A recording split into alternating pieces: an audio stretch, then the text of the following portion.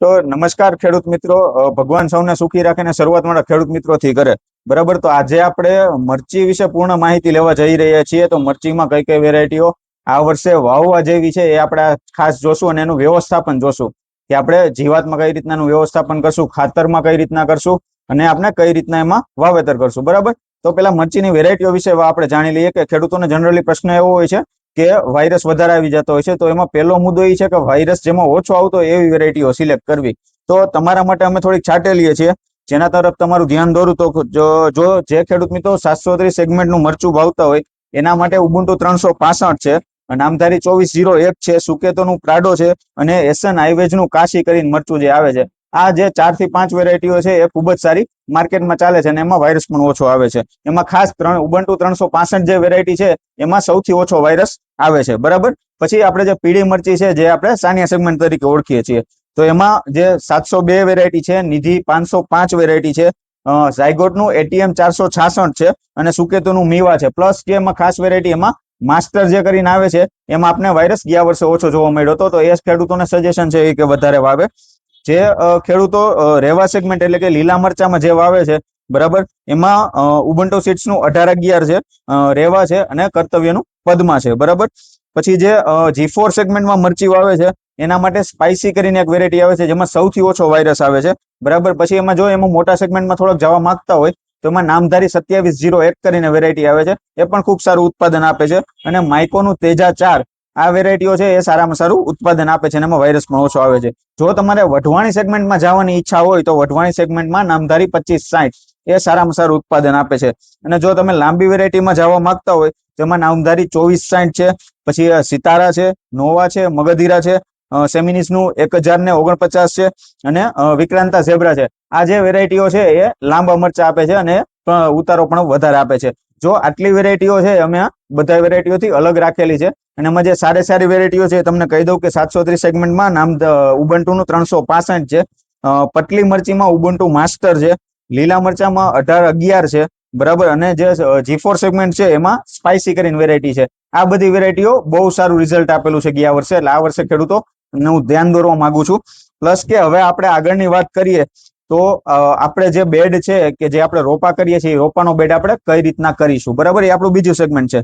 તો રોપા તૈયાર કરવા માટે જે આપણે પશુઓ માટે જે ઘાસચારાની જગ્યાઓ હોય છે એ ઘાસચારાની જગ્યાઓથી થોડું દૂર વાવવું જોઈએ. બરાબર, કારણ કે એમાં જે જીવાત હોય એ ઉડીને આપણા રોપમાં ન આવે. બીજી વસ્તુ છે કે જે મોટા ઝાડ હોય છે, જેવા આપણે ફ્રૂટના ઝાડ જે વાવેલા હોય છે ખેતરમાં, જેવા કે સીતાફળી છે, જામફળી છે, તો એનાથી પણ થોડું દૂર વાવવું, કારણ કે જ્યાં ઝાડવા વાવેલા હોય છે ત્યાં જમીનજન્ય ફૂગો છે એનું પ્રમાણ વધારે રહેતું હોય છે, જેથી આપને કોઈ જાતનું નુકસાન ન થાય. પછી આપણે વાવીએ કે જે રોપ કરવાની જગ્યા હોય છે એમાં ખાતર અને એક ભૂમિ રક્ષા, જેમાં 6 જાતના ખોળ મિક્સ આવે છે, એ બે મિક્સ કરીને એનો બેડ બનાવો. બેડ કઈ રીતના બનાવો કે જમીનથી બેડ ઊંચો બનાવો, જેથી વધારે વરસાદ થાય તો પણ આપણે ધોવાણ ન થાય ને આપણા રોપા સુરક્ષિત રહે. બરાબર, પછી આ મિક્સ લીંબોળી ખોળ અને જે ખાતર છે એ મિક્સ કરીને નાખવાથી આપણા છોડવાના મૂળિયા સારા થાય, પ્લસ કે જમીનની જે રોપા સમયે જે જીવાતો હોય છે એને દૂર કરશે અને પૂરતું પોષણ આપશે. બરાબર, હવે બિયારણનો દર કઈ રીતના રહે છે? જો ખેડૂતો અલગ અલગ રીતે વાવેતર કરતા હોય છે, 40ની જાળી અને 60ની જાળીએ. જો 40ની જાળીએ તમે વાવતા હોય તો તમારે બિયારણનો જે દર રહે છે 4 પડીકીથી 5 પડીકી 1 વીઘે રહેતો હોય છે. અને જો તમે 60ની જાળીએ વાવતા હોય તો એ જ સેગમેન્ટ તમારે 2.5 થી 3 પડીકી 1 વીઘા માટે જોશે. બરાબર, હવે પાયામાં ભરવાના ખાતર. બરાબર, તો પાયામાં આપણે ક્યાં ક્યાં ખાતર વાવીશું? તો સૌ પ્રથમ પાયામાં આપણે ડીએપી જે વીઘે આપણે 15 કિલો નાખશું. એક ટાટા કંપનીનું ધ્રુવી ગોલ્ડ આવે છે જેમાં બધા જાતના માઇક્રોન્યુટ્રન્સ આવી જાય છે, એ આપણે વીઘે 10 કિલો નાખશું. અને એ સિવાય આપણે એક ભૂમિ રક્ષા કરીને જે મિક્સ લીંબોળી ખોળ આવે છે કે જેમાં કાજુ, કરંજ, એડી, તમાકુનું દળ, મરઘાનું ચરક અને લીંબોળીનો ખોળ, બરાબર, આટલી બધી વસ્તુઓ એકસાથે જેમાં મિક્સ આવે છે અને સારા એવા ફોર્મમાં આવે છે, પ્યોર ફોર્મમાં આવે છે. તો એ આપણે એકરે 2 થી 2.5 થેલી એટલે વીઘે 1 થેલીનો આપણે નાખવી જોઈએ. જેનાથી શું થાય છે કે જે લીંબોળી હોય છે, તમાકુનો દળ હોય છે, જમીનની જીવાતો દૂર કરે છે. એડીનો ખોળ હોય છે સારા એવા ફૂગનાશકમાં જમીનજન્ય ફૂગોને દૂર કરે છે. અને જે કાજુ હોય છે અને મરઘાનું ચરક છે, બરાબર, આ બે કાજુનો ખોળ અને મરઘાનું ચરક બે વસ્તુ જે છે એ આપણે જમીનમાં ન્યુટ્રિયન્ટ્સની પૂર્તિ પૂરી પાડશે. એટલે આ એક સારામાં સારું વિકલ્પ છે. જો છાણિયા ખાતર આપણે નાખતા હોય તો છાણિયા ખાતરમાં જનરલી જે છે એ મૂંડાનો પ્રશ્ન વધુ થાય છે, અથવા તો જે ખડના બિયારણો છે એ આવી જાય છે, જમીનજન્ય ફૂગોનો પ્રશ્ન પણ વધારે રહે છે. તો આપણે એને એક વિકલ્પ તરીકે, અત્યારે છાણિયું ખાતર મળતું નથી તો આપણે જે આ 6 જાતના મિક્સ ખોળ આવે છે જેનું નામ ભૂમિરક્ષા નામથી આવે છે, એ આપણે જમીનમાં આપીએ તો પણ આપણે સારામાં સારું એવું એનું રિઝલ્ટ મળી રહે છે. આ અમારા એક અનુભવો છે જે તમને ખેડૂતોને દર્શાવીએ છીએ. તો પાયામાં આ ખાતર નાખ્યા પછી જયારે તમે ફેર રોપણી કરો એના 5 થી 6 દિવસ પછી તમારે એમાં 19-19-19 ખાતર અને હ્યુમિક આપવું જોઈએ, બરાબર. પછી 10 થી 15 દિવસે જયારે તમે એમાં આપણે સાફ અને ક્લોરો આ બે વસ્તુ તમારે જમીનમાં પાવી જોઈએ, જેનાથી શું થાય કે જમીનજન્ય ફૂગનો થોડો ઘણો નાશ થાય અને ક્લોરોથી જમીનની જીવાતોનો નાશ થાય. કેમ કે આ સમયે જયારે હોય છે ત્યારે નવા મૂળિયા ડેવલપ થતા હોય છે, તો એ મૂળિયાને કોઈ ડેમેજ ન થાય એના માટે તમને આ સજેશન છે. ત્યારબાદ 15 થી 17 દિવસ થાય ત્યારે તમારે 1261 ખાતર અને એની સાથે જીઓ લાઈફ નું જે વિગર કરીને પ્રોડક્ટ આવે છે એ બહુ સાથે નાખો તેનું તમને રિઝલ્ટ પરફેક્ટ મળશે, બરાબર. પછી ત્યારબાદ 25 થી 30 દિવસ થાય ત્યારે તમે જમીનમાં કયા ખાતર નાખશો, તો ત્યારે 10 કિલો તમારે 20-20-0-13 નાખવાનું છે. અને તેની સાથે સાથે જે કેસોડ્રીન મમરી આવે છે કે જે ખાસ કરીને મૂળ વિકાસ માટે આવે છે, બરાબર. કેસોડ્રીન મમરી એ તમે વીઘે તમે 10 કિલો એ અને 25 થી 30 કિલો 20-20-0-13 આ બે વસ્તુ તમે નાખીને અને છોડવાને તમે કન્ટિન્યુ રાખી શકો છો, બરાબર. જયારે 45 દિવસનો તમારો છોડવો થાય કે જયારે વીણી આવવાની જસ્ટ શરૂઆત થાય છે ત્યારથી તમારે રેગ્યુલર ખાતર આપવાનું ચાલુ રાખવું પડશે. એનું કારણ એ છે કે આપણે જો રેગ્યુલર મરચા આવતા હોય તો એને પોષણ પણ જોઈએ, બરાબર. તો એ પોષણ મળશે ક્યાંથી? જયારે આપણે એને ખાતર આપીશું ત્યારથી. હવે જયારે મરચામાં ફ્લાવરિંગ સ્ટાર્ટ થાય ત્યારે મરચામાં તમે શું આપશો, તો કે 0-52-34 અથવા 3-50-50 કરીને ખાતર આવે છે, બરાબર, લિક્વિડ ફોર્મમાં.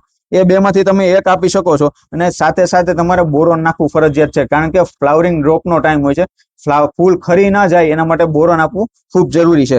હવે મરચું જયારે બંધાવાનું શરૂ થાય વ્યવસ્થિત ત્યારે એને 13-0-45 તમે અથવા તો 3-50-50 એનો ફરીવાર ઉપયોગ તમે કરી શકો છો. હવે વીણી ઉતરી જાય ત્યારે 24-24-0 અથવા તો 19-19 નો ફરીથી એમાં ઉપયોગ કરી શકો છો. એનું કારણ છે કે જયારે વીણી ઉતરી જાય પછી છોડવાનું જે બધું ન્યુટ્રિયન્ટ્સ હોય છે એ આપણે પાંદડામાં જશે. તો નવા ફૂટ માટે આપણે 19-19-19 અથવા તો 24-24-0 ખાતર આપણે વાપરી શકીએ છીએ.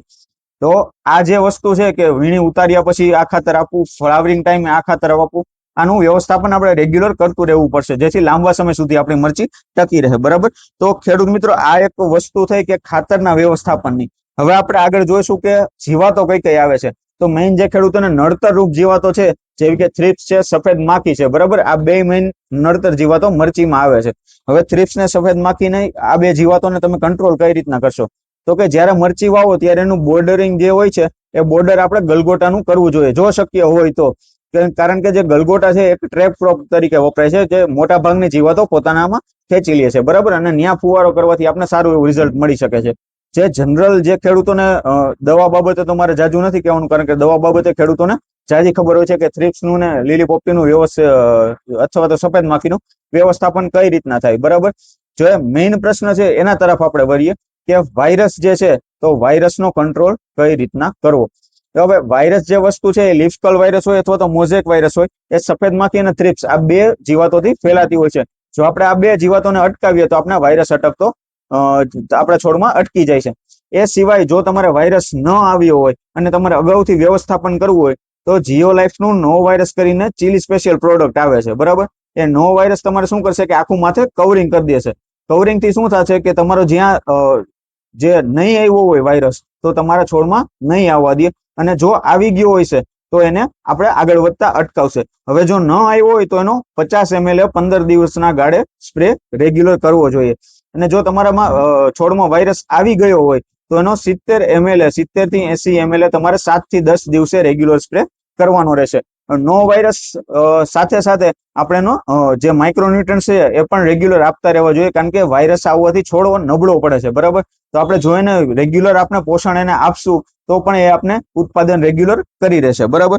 હવે આપણે કઈ નવું એમાં જો મરચીમાં તમને દેખાતું હોય અથવા તો ખેડૂતોને ધ્યાનમાં આવતું હોય કે આ વસ્તુ કઈ નવી આવી છે, હવે જે અમુકને ખાખરો આવી જતો હોય જેને ટ્વિક બ્લાઇટ કહેવાય, તો ટ્વિક બ્લાઇટના સમયે આપણે એને એઝોક્સિટ એવું એટલે કે ફૂગનાશક પણ એક બહુ મહત્વની વસ્તુ છે, કારણ કે ખેડૂતો જે આપણે નજરે દેખાય છે એમાં ધ્યાન વધારે આપે છે, પણ જે ફૂગનાશક છે જે જમીનજન્ય ફૂગો છે અથવા તો છોડમાં આવતી ફૂગો છે એના તરફ ધ્યાન ખેડૂતોનું ઓછું દોરાય છે. એ જયારે નુકસાન 50 થી 60% કરી જાય છે અથવા તો 30 થી 40% રેન્જમાં હોય છે ત્યારે ખેડૂતોને ધ્યાનમાં આવે છે કે આ ફૂગ આટલું નુકસાન કરી ગઈ. તો એના માટે શું કરવું કે રેગ્યુલર જે એઝોક્સી ટેબુ છે, બરાબર, પછી મેટાલેક્ઝેલ 35% છે, જયારે આપણે રોપાના સ્ટેજમાં હોય ત્યારે મેટાલેક્ઝેલ 35% આપવું.